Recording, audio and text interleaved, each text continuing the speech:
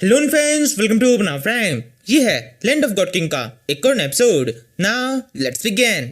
Episode शुरू में दिखते हैं लुबास और इस डीमन के बीच में एक बहुत खतरनाक फाइट चल रही है। इस डीमन ने पहले ही ये लोगों को बहुत बुरी से पीट कर बेहोश कर दिया है और लुबास को भी एक जल की तरफ फंसा दिया है। लेकिन इस सबसे लुबास किसी भी तरह से कमजोर नहीं पड़ा है, बल्कि उसने भी घूमकर इस डीमन के ऊपर एक जोर से लात मार दी है और फिर इसके एक हाथ को उसकी बॉडी से अलग कर दिया है। इस सबसे ये डीमन काफी ज्यादा गुस्सा हो जाती है और भी तेजी से लुबास को अटैक करने लगती है। इसी टाइम पर ये ब्लैक स्मिथ दूर से शट को देख रहा होता है। ये देखिए कहने लगता है ये डीमन तो काफी ताकतवर है, लुबास कोई तरीका ढूंढ के इसको हराना होगा, क्योंकि ये लोग तो पहले बेहोश हो चुका है। मैंने उसको थोड़ा बहुत ट्रीटमेंट तो कर दिया है, लेकिन फिर भी उसे पूरा ठीक होने में काफी टाइम लगेगा। मैंने इन दोनों से मना किया था, अगर इस जगह पर खतरनाक मॉन्स्टर है तो इस जगह पर आने की जरूरत नहीं है, लेकिन ये दोनों काफी ज्यादा जिद्दी है। अब मुझे ही इनकी मदद करनी पड़ेगी। ये कहते ब्लैक स्मिथ अपने पास से एक अंगूठी निकालता है। ये अंगूठी एक मैजिकल स्पेस की तरह है, जिसके अंदर इस ब्लैक स्मिथ के सारे वेपन्स है। इन्हीं वेपन से खजाने में से ब्लैक स्मिथ एक वेपन को बाहर निकाल लेता है, जो कि एक बहुत बड़ी बंदूक है। उसे अपने कंधे पर रखकर वो धीरे सोचने लगता है, बेकार में सामने जाकर फाइट करने से अच्छा होगा मैं धीरे से उस डीमन के ऊपर अटैक कर दूं। अगर ये अटैक चुपके से होगा तो किसको पता नहीं चलेगा और अटैक चुकने के चांसेस काफी ज्यादा कम हो जाएंगे। ये सोचकर ये ब्लैक स्मिथ तेजी से इस डीमन की तरफ बढ़ने लगता है। इसी टाइम पर डीमन और लुबास की फाइट काफी ज्यादा आगे बढ़ चुकी है। यहाँ पे लुबास को पता चल चुका है अगर वो इस डीमन के एकदम पास में रहेगा तो उसके पास में थोड़ा एडवांटेज है, क्योंकि उसके हाथ ज्यादा फ्लेक्सिबल नहीं है। ये सोचकर लुबास इस डीमन के एकदम पास में जाता है, लेकिन वो भूल जाता है इस डीमन के पास में वेब की भी पावर है। इसी का यूज करके ये डीमन लुबास के पांव को जोर से बांध लेती है और फिर उसे जमीन पे गिरा देती है और फिर इसके बाद में जोर चलकर अपने सारे हाथों से लुबास के ऊपर अटैक कर देती है। इसी टाइम पर ये ब्लैक स्मिथ इसके पहुंच जाता है और कहने लगता है लुबास से दूर हटो। ये कहते हुए अपनी गन फायर कर देता है। उस गन के अंदर से एक बहुत बड़ा फायरबॉल निकलता है, जो कि तेजी से इस डीमन की तरफ बढ़ने लगता है। लुबास कहता है बहुत अच्छे। इसी टाइम पर ये डीमन बहुत बुरी तरह डर जाती है। अब क्योंकि ये एकदम हवा के बीच में होती है, इसलिए इसके पास में अटैक डॉच करने का बिल्कुल मौका नहीं होता। ये फायरबॉल पूरे जोर से इसकी बॉडी की ओर पड़ जाती है और वहां पर एक बहुत जोर धमाका हो जाता है।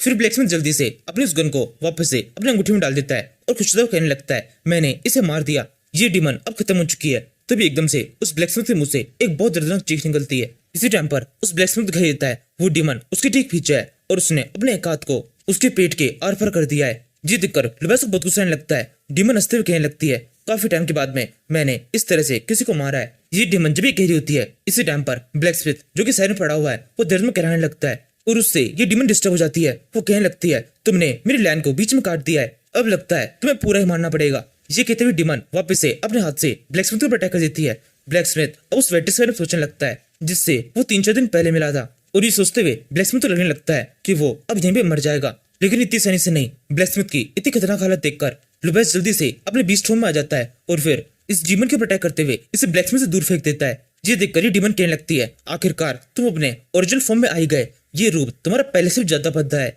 इसी टाइम पर लुबास जोर से घुराते हुए इस डीमन के ऊपर दोबारा से अटैक कर देता है। डीमन बड़ी आसानी से अपने हाथों यूज करके लुबास के अटैक को ब्लॉक कर लेती है। लुबास सोचने लगता है ये क्या हो रहा है, मेरे बीस्ट फॉर्म में मेरी पावर काफी बढ़ जाती है, मेरे अटैक को ये ब्लॉक कैसे कर पा रही है। तभी एकदम से ये डीमन अपना अगला अटैक करती है। इसके हाथों के अंदर से एक वेब निकलता है जो कि जोर से में उछलकर बहुत जोर से लुबास के ऊपर गिरता है। लुबास इसके अंदर बहुत बुरी तरह फंस जाता है। वो जोर जोर से घुराना शुरू कर देता है और किस तरीके से इस वेब से आजाद होने की कोशिश करता है। ये देखकर ये डीमन खुश होते हुए बोलने लगती है ये वेब पिछले बार जैसा कमजोर नहीं है, इसे तुम चाहकर भी नहीं तोड़ सकते, इसलिए अब ये बेकारी कोशिश करना बंद कर दो। जिस कहने के बाद मेरी डीमन बहुत ही खतरनाक से कुछ हरकत करती है। अपने ऊपर जितने भी एक्स्ट्रा हाथ होते हैं ये उन सभी को एक करके अपनी बॉडी से उखाड़ लेती है। इस पूरी प्रोसेस के अंदर इस डीमन को काफी दर्द भी होने लगता है। तभी एकदम से जैसे सारे हाथ उसकी बॉडी में से उखड़ जाते हैं, वो सारे हाथ वापस से रिस्पॉन्ड भी हो जाते हैं और अब इनकी मजबूती पहले से ज्यादा बढ़ चुकी है। लुबास कहने लगता है कि तुमने कैसे किया, इतनी जल्दी तुम्हारे सारे हाथ रिकवर हो गए।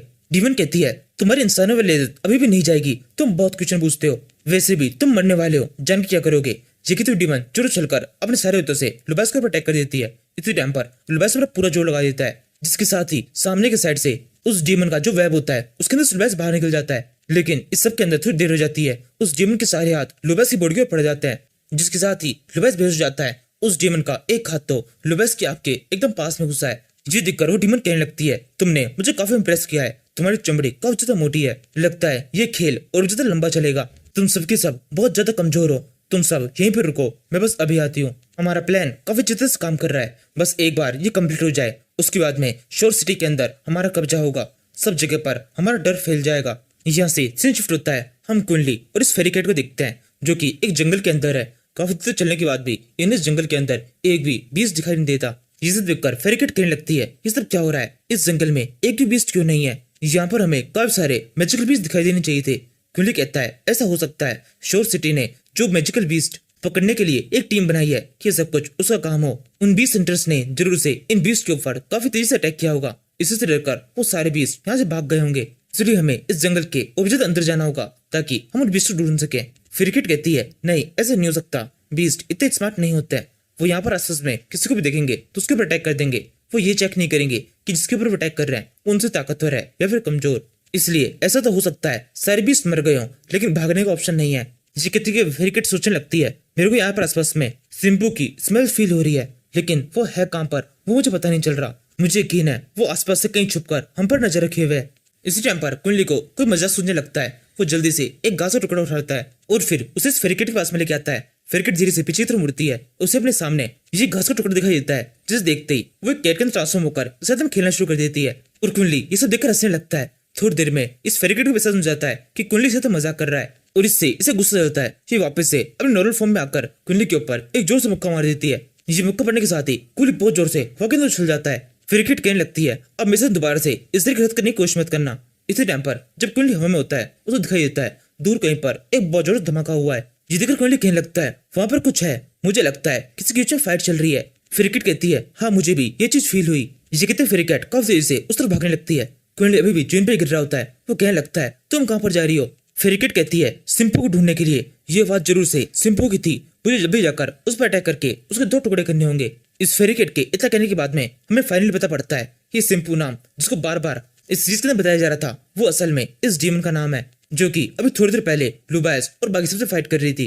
और जस्ट अभी कुंडली को जो धमाका सुनाई दिया था ये वही धमाका था जो कि ब्लैक स्मिथी गन के अंदर से निकला था। इसी टाइम पर कुंडली को एक अलग इन्फॉर्मेशन पता चलती है। वो सोचने लगता है ये तो यहाँ से किसी सिंपू नाम के बंदे के पीछे भाग गई है।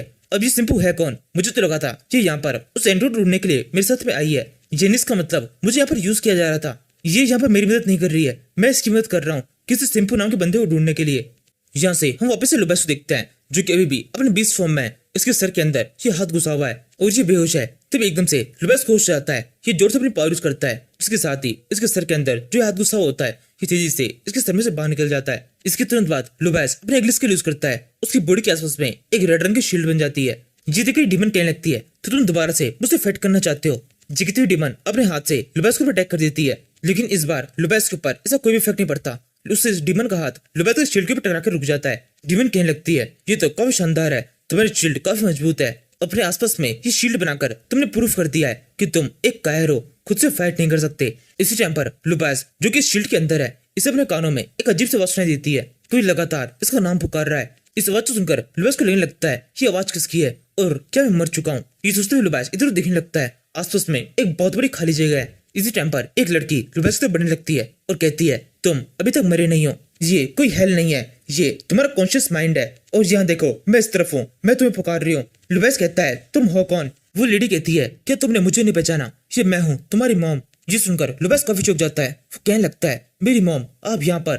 लेडी कहने लगती है तुम्हें देखकर मुझे बहुत खुशी हुई, मुझे बहुत अच्छा लग रहा है कि तुम इतने ज्यादा पावरफुल हो चुके हो। लुबायस कहता है मैं केवल पावरफुल नहीं, मैं बहुत ज्यादा चालाक भी हूँ। तुम घटिया डीमन, तुम मुझे बेवकूफ नहीं बना सकते। मुझे पता है मेरी मॉम यहाँ पर नहीं है, ये केवल तुम्हारी एक चाल है जिसके अंदर मैं बिल्कुल नहीं फंसूंगा। ये कहते हुए लुबायस ओवर स्मार्ट बनते हुए इस लेडी के मुंह पर एक रखते मुक्का मार देता है। लेडी बिल्कुल भी खुद तो बचाने की कोशिश नहीं करती और मुक्का खाकर बहुत दूर जाकर गिर जाती है और फिर हंसते हुए कहने लगती है देखा मैंने कहा था ना तुम काफी पावरफुल हो। इस तरीके से इस लेडी को हंसता हुआ देखकर लुबायस और ज्यादा इरिटेट होने लगता है। वो कहता है ये नाटक करना बंद करो।